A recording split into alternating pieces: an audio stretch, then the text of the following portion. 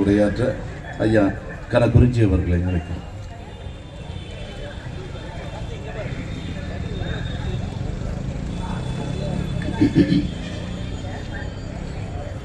சேர்மிகு தலைமை பொறுப்பை ஏற்றிருக்கக்கூடிய பேராசிரியர் ஜெயராமன் அவர்களுக்கும் தமிழக மக்கள் முன்னணி சார்ந்த தோழர்கள் நரவழகன் புலிலன் ஆகியோருக்கும் மேடையில் வீட்டிருக்கக்கூடிய பெருமதிப்புக்குரிய தோழர்கள் குளத்தூர் மணி, வேல்முருகன், வெண்ணியரசு, கோவன் உள்ளிட்ட முன்னோடி ஆளுமைகளுக்கும் முன்னாலே பெருந்திரளாக கூடியிருக்கக்கூடிய தோழர்களுக்கும் பகுதி வாழ் பொதுமக்களுக்கும் முதற்கண் என்னுடைய வணக்கத்தையும் வாழ்த்துக்களையும் தெரிவித்துக் கொள்கிறேன்.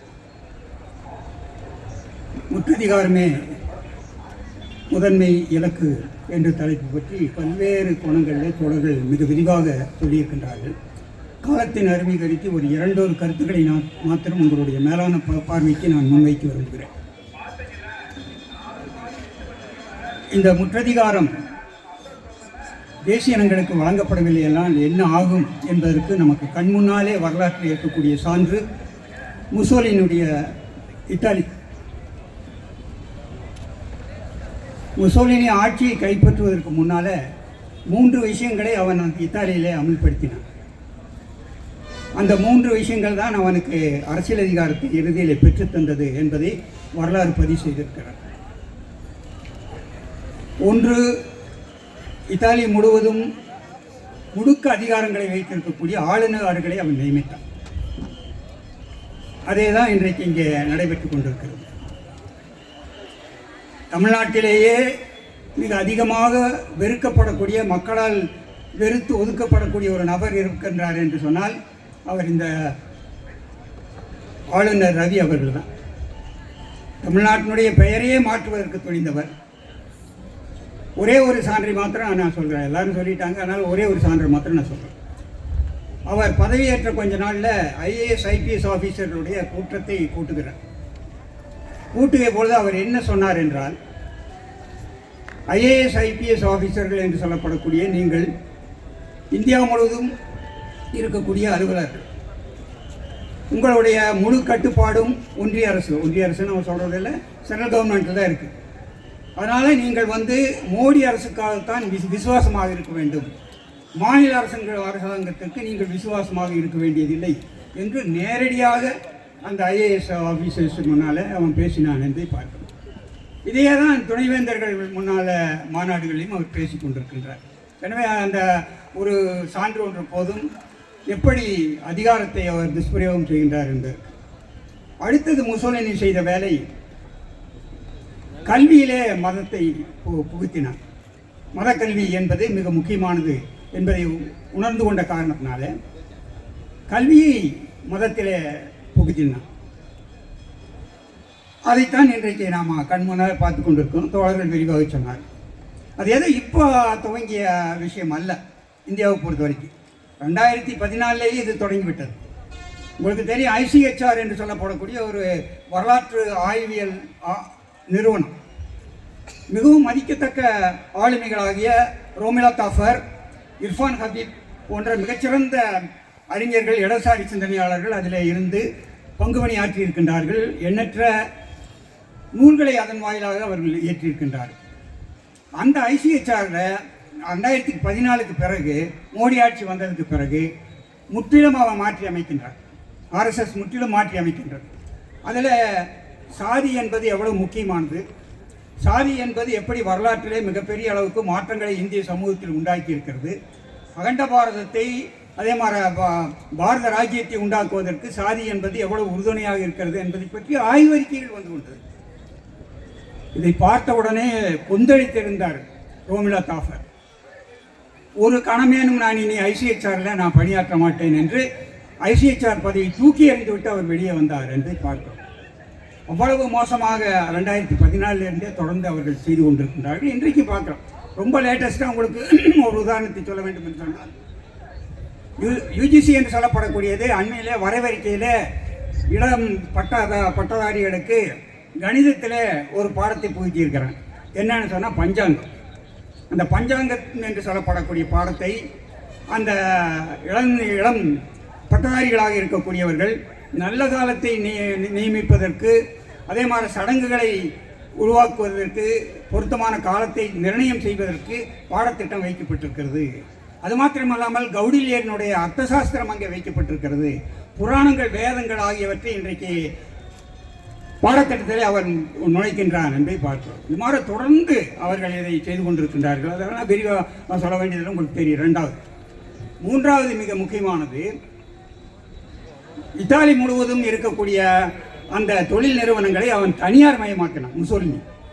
அப்போ தனியார் மயமாக்குவதன் மூலம்தான் தான் ஆட்சி செய்வதற்கு வாய்ப்பாக இருக்கும், வசதியாக இருக்கும் என்று ஒரு முக்கியமான முன்னெடுப்பை எடுத்தான் என்பதை பார்க்கிறோம். அதுதான் இங்கே நடந்துட்டு ஒன்றுமில்லை. உங்களுக்கு அங்கே அண்மையிலே நடந்த ஒரே ஒரு விஷயம், இந்தியாவின் மீது 50 விழுக்காடு வரி விதிக்கப்பட்டிருக்கிறது.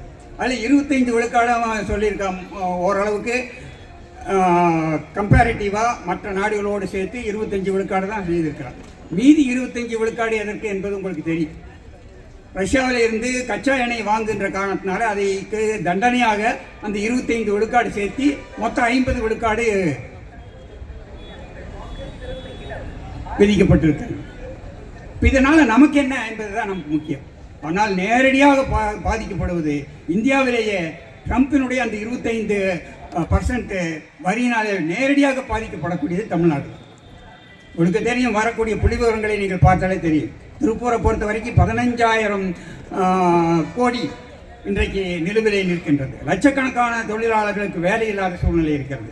அதே மாதிரி மிக அதிகமான ஏற்றுமதி செய்யப்படக்கூடிய தோல் தொழிற்சாலைகள் 18,000 கோடி அதனால் இன்றைக்கு நமக்கு லாஸ் ஆகிருக்கு. ஏன் இது ஏற்பட்டது என்பதை நான் பார்க்க வேண்டும். முழுக்க அந்த கச்சா எண்ணெயை யார் வாங்குகின்றார்கள் என்பது உங்களுக்கு தெரியும்.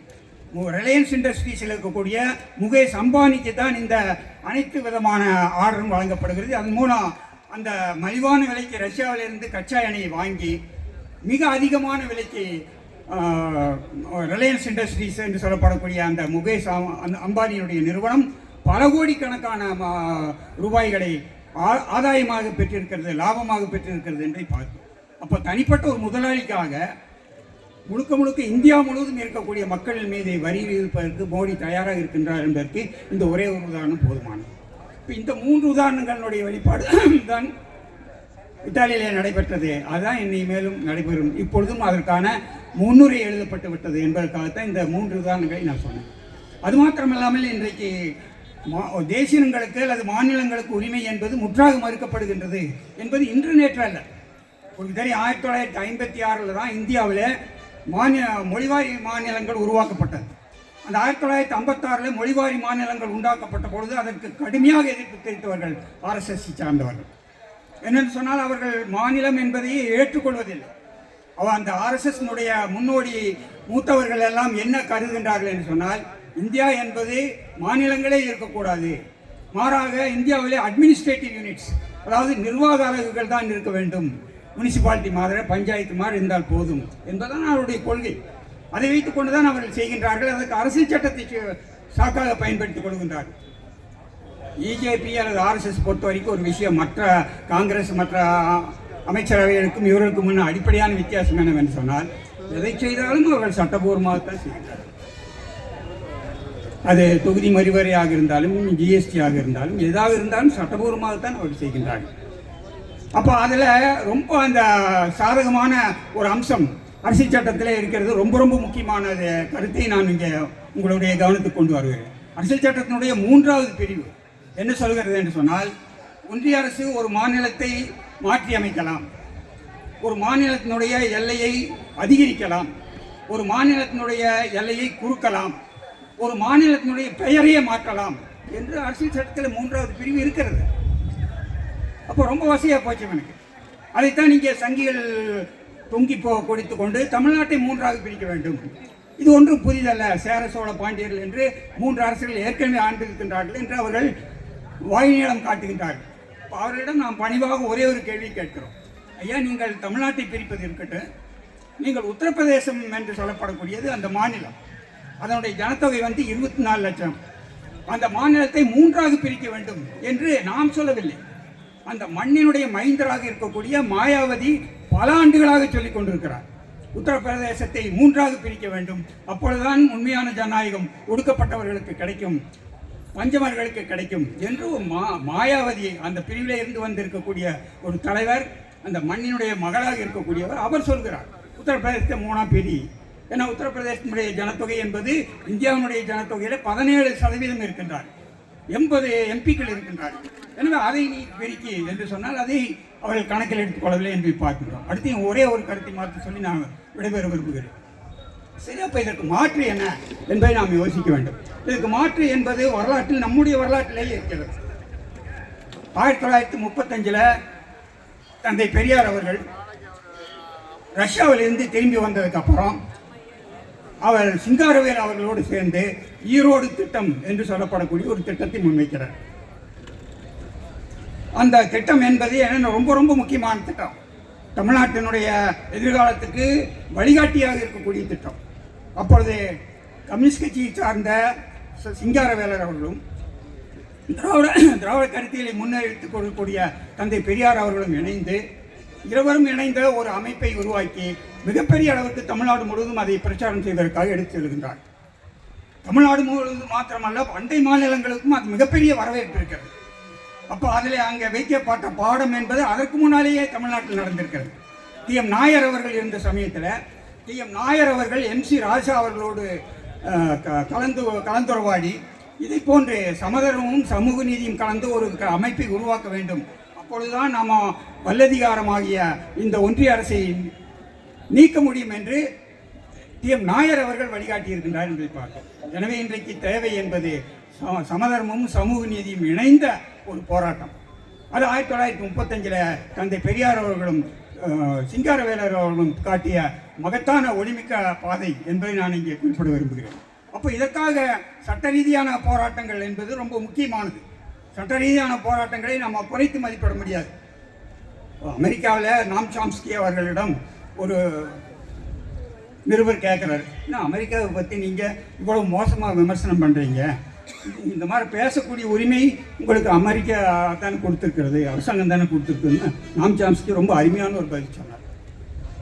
வைர வரிகள், அந்த வரிகள், இந்த சட்ட ரீதியாக இருக்கக்கூடிய இந்த உரிமை என்பது அமெரிக்க அரசாங்கம் எங்களுக்கு கொடுத்த பிச்சை அல்ல, எங்களுடைய எண்ணற்ற தோழர்களுடைய ரத்தத்திலையும் வியர்வியிலும் நாங்கள் போராடி பெற்ற உரிமை என்று நாம் சாம்ஸ்கி அதுக்கு பதில் கொடுத்தார். அதை போல சட்ட போராட்டத்திற்கு ஒரு எல்லை இருக்கிறது. இந்தியாவுடைய மகத்தான மனித உரிமை போராளி கே.ஜி. கண்ணபரான் அவர்கள் ஒன்றை சொல்வார்கள், அதை சொல்லி நான் நிறைவு செய்ய விரும்புகிறேன். ஒரு போராட்டம் வெற்றி பெற வேண்டும் என்று சொன்னால் சட்ட போராட்டம் முக்கியம்.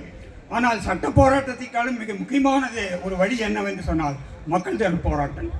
மக்கள் திரள் போராட்டங்கள் தான் சட்ட ரீதியாக நமக்கு வெற்றியை பெற்றுத்தரும். எனவே சட்ட ரீதியாகவும் போராட வேண்டும். அதை காட்டிலும் பல மடங்கு மக்கள் திரள் போராட்டங்களை நாம் முன்னெடுக்க வேண்டும் என்று சொன்னார். அப்படிப்பட்ட மக்கள் திரள் போராட்டங்களை முன்னெடுப்பதன் மூலம்தான் தேசிய இனங்களுடைய விடுதலை சாத்தியமாகும் என்று கூறி அமைகின்றேன். நன்றி, வணக்கம்.